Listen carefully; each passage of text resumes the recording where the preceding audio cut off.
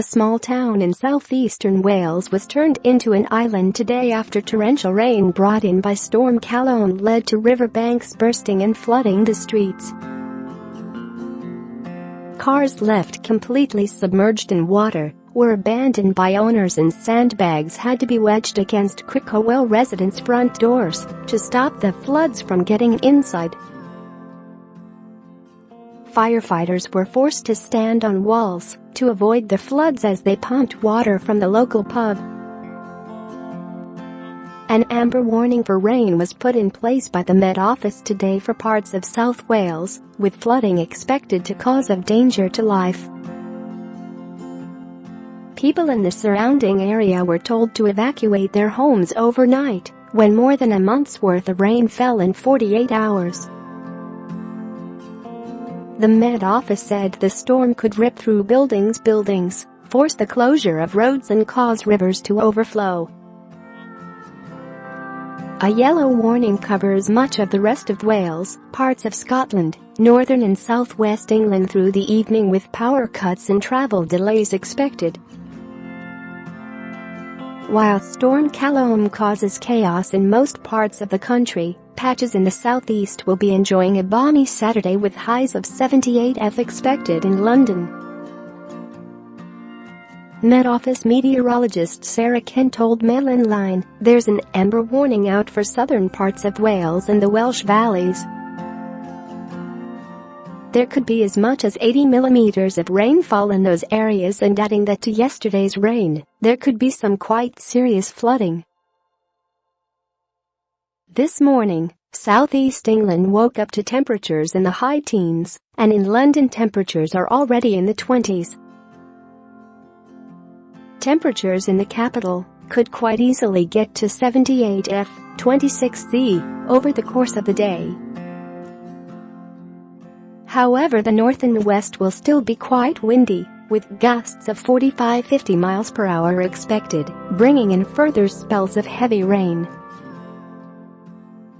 A mother and her baby son had a miracle escape after a huge tree branch torn off by Storm Callum crashed onto her car. Ellie Yeager-Fozzard and her 11-month-old son Richard were waiting in their Peugeot 107 in Edgerton, Yorkshire, for her husband James to finish work. Mrs. Yeager-Fozzard, 26, of Newsham, said her heart was in her mouth as the branch fell across the road with a sickening thud onto the car bonnet and windscreen. "Share this article, she said. "I couldn't believe it. If I had parked just a few inches further up the road it could have been very different." Richard was in the passenger seat and playing with the steering wheel as he waited for his daddy to arrive when the tree crashed down. "Fortunately, I managed to get him out and phoned the police. The bonnet was dented and the windscreen was hit by the falling tree too." Grandad Neil Harling was soon on the scene after hearing about what had happened to his daughter. He said, "I'm just very glad that everyone is okay and no one has been hurt. It doesn't bear thinking about what might have been." Mr. Yeager-Fozzard added, "I think we will all be having a stiff drink tonight. I'm just so relieved everyone is okay." Police arrived immediately and set about taping off the scene and waited for a tree surgeon to arrive and begin removing it. Kirklees councillor Gemma Wilson said, "I live in Edgerton and I've been quite nervous about the trees outside my home. It has been very blustery indeed. I'm really glad that mum and baby are okay. It must have been a terrible shock for something like that to happen. Let's hope the winds start to calm down soon." Thousands of households were left without power and dozens of flights grounded yesterday as rain and winds of 77 miles per hour battered the Republic of Ireland, Northern Ireland and the west coast of Britain.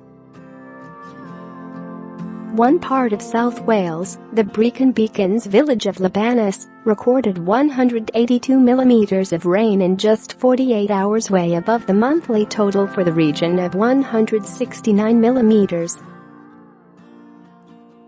Forecasters are warning of more of the same over the weekend, although some parts of England will escape the worst. Natural Resources Wales is warning people to be alert for more flooding as the heavy rain could see rivers continuing to rise on Saturday. Sian Worrell, NRW's duty tactical manager, said, "We have seen a significant amount of rain over the last 24 hours and this will continue today. We have already seen this impact on the roads and we could see more flooding as the rain flows down from the mountains. Making sure you know what the situation is like where you live is really important." Met Office meteorologist Helen Roberts said, "There will be more wet and windy weather for similar parts of the country, predominantly western areas, which could cause more flooding. The east and southeast of England will see the best of the drier and brighter weather, where it will be even warmer than yesterday and could reach 25 C, way above average for the time of the year." Overnight, several police forces reported accidents on the roads due to surface water, while Network Rail said it was expecting disruption to train services throughout Saturday and advised passengers to plan ahead. The Environment Agency has issued flood warnings for parts of the Dorset coast, as well as 58 flood alerts across England, while Natural Resources Wales has 28 flood warnings and 39 flood alerts in place. Storm Callum was named by Met Iran and is the third named storm of the season to hit the UK.